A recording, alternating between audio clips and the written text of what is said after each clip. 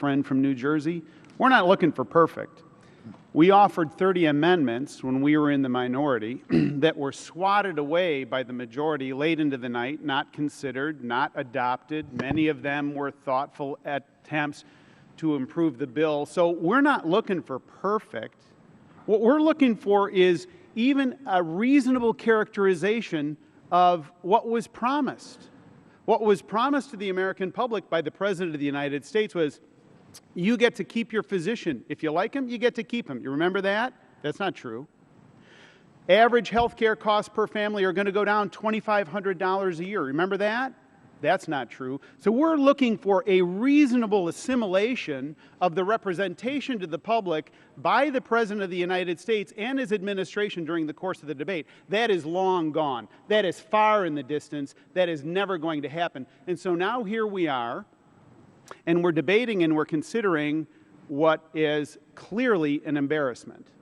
And it's an embarrassment that we could see a foreshadowing of it when then Speaker of the House Nancy Pelosi said this out loud. She said, we have to pass this bill so that you can see what's in it. Wow, she just doesn't disappoint. And here we are. So now we've got a situation where essentially the administration for years has been pumping sunshine. For years the administration, when asked, how are you doing this exactly? How is this great feat coming to fruition? And this committee and in all sorts of public representations has been told, it's fine, it's great, we've got it under control. In fact, we've got a wonderful plan for your life, and it's going to be absolutely terrific. And now what happens? Late before a holiday weekend, the administration on a blog post essentially whispers, it's not working. Oops, this is a mess.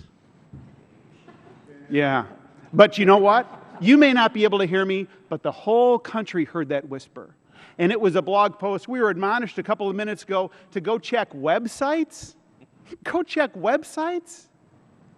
It's ridiculous.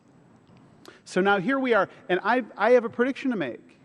My prediction is this, that the Obamacare statute, the Affordable Care Act, as it has been enacted, is unsustainable.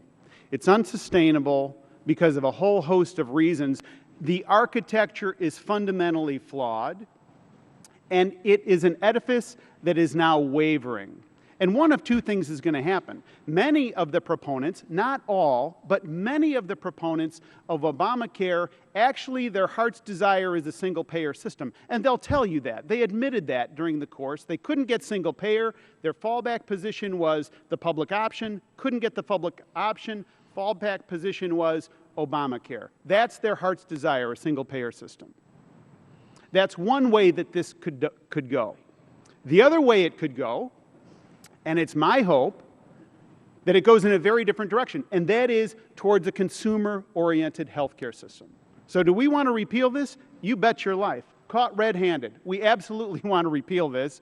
We want to replace it. The red herring argument that we heard a couple of minutes ago from my friend from Wisconsin, Mr. Kind, was that somehow a desire to see something fail is somehow unjust.